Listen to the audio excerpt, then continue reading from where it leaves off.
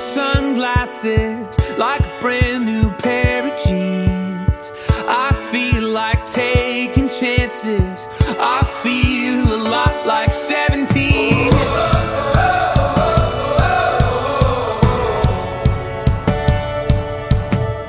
I feel like windows roll down new city streets and cabs.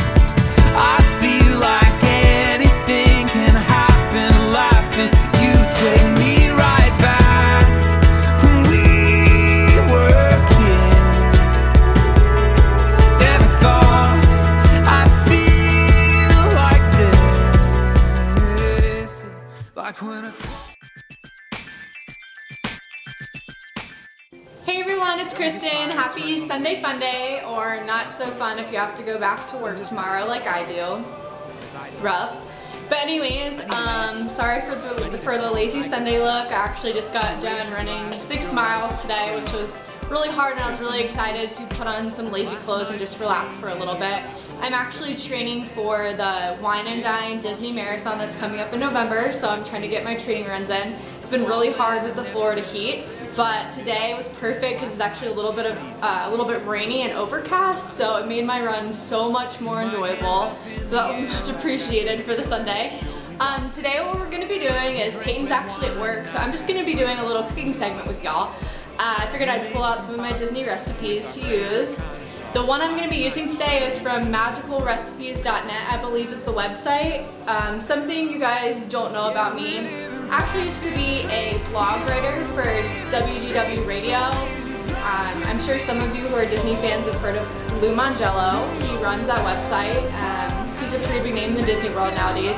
And I used to write for him, but unfortunately my graduate school classes got a little crazy and I couldn't keep up with writing, so I was really disappointed. But I'm glad I can at least do this now to kind of continue on that. You can go to wdwradio.com. You can search the archives and you can look for some of the blog posts I've written back like a year or so ago to find some more recipes if you're interested. But I'm going to try to continue and do some more of these cooking segments as well, so hopefully some of my old recipes will come back from that. Today I'm going to be making pretzel sticks from the Canadian Pavillion that are served at the Cellier restaurant, which is an awesome restaurant at Epcot. I'm actually making a German meal tomorrow night for dinner after I get home from work, so I figured pretzel sticks would pair perfectly, so I'm just going to make them now so that they're ready for tomorrow night. So come along with me. Also, disclaimer, we have the world's worst lighting in our apartments. Our apartment complex decided that it would be a great idea to put spotlights in our kitchen instead of a regular light, which I have no idea why they did that. But we're also working with a camera here from like 2008, so we're definitely not working with a top-notch camera.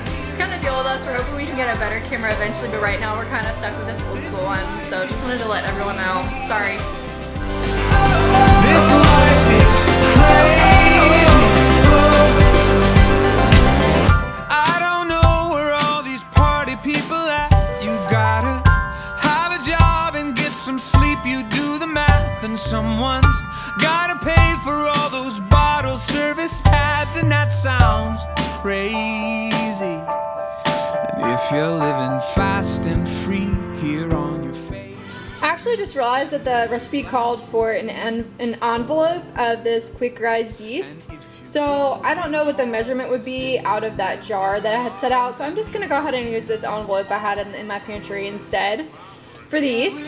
So the first instruction in the recipe here is to combine the bread flour, 2 3/4 cup of the bread flour, with 1 envelope of the yeast, 1 teaspoon of salt, 1 teaspoon of sugar, and we're going to blend that. So here we go. Clearly I need to work on my reading skills because instruction 1 actually says to process all of the ingredients in a food processor. So we're going to go ahead and do that instead of mixing it. We're eventually going to add it back to that bowl, but we first got to process it. This life is crazy.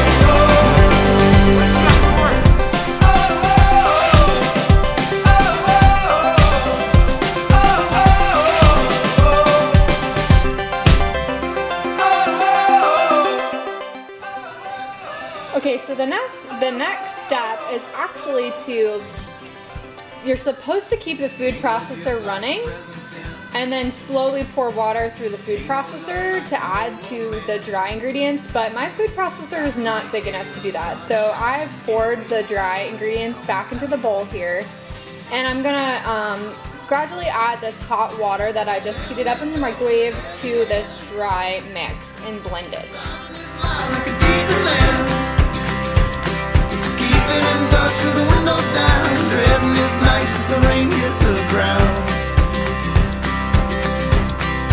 Long live the heart, long live the soul that knows what it wants.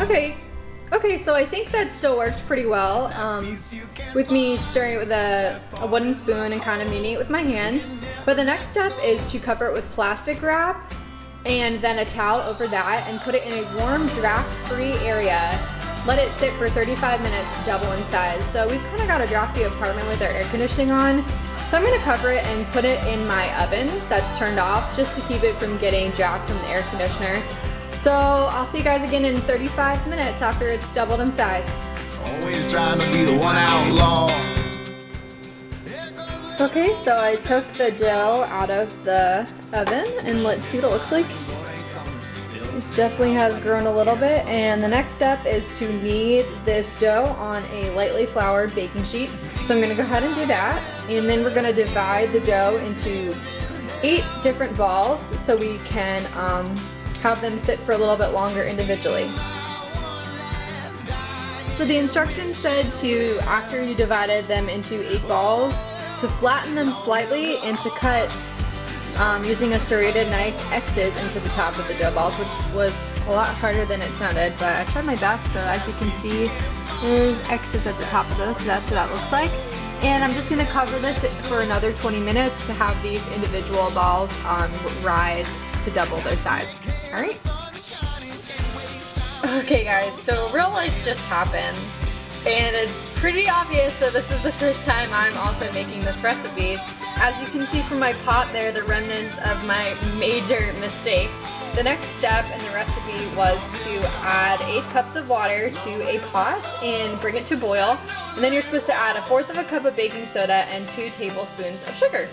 Well, mine came to boiling and I stupidly poured the baking soda all at once into the pot, and it completely foamed over the pot.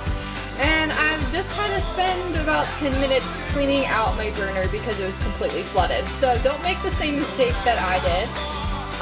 Either accommodate for it by having a big enough pot so that when it starts foaming, it has enough room to grow, or you could just gradually add it and make sure that same thing doesn't happen to you. But what we're going to do is we're going to add 4 of the rolls to this pot. We're going to cook it for 30 seconds on each side, and then we'll cook the remaining rolls and add it to this baking sheet that I gently sprinkled with caramel.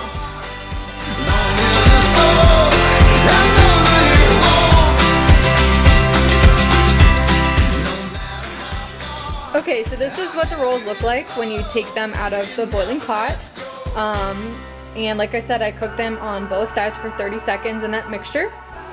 And you have to put them back on the baking sheet with the X slotted sides up like we cut the X's before.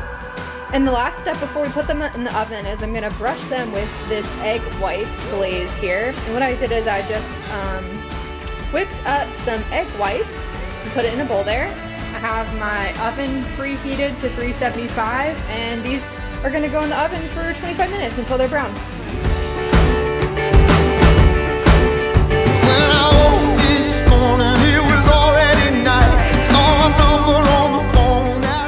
And of course, make sure you remember to sprinkle some salt on these babies before you put them in the oven.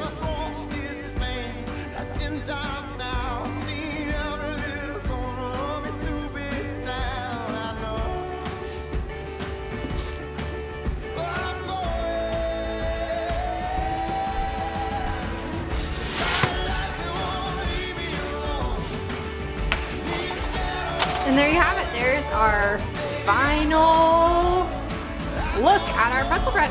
So I hope they're as tasty as they look. They're not the perfect shape, but they do look like the yummiest pretzels ever. Can't wait to try them. Thanks for cooking with me today.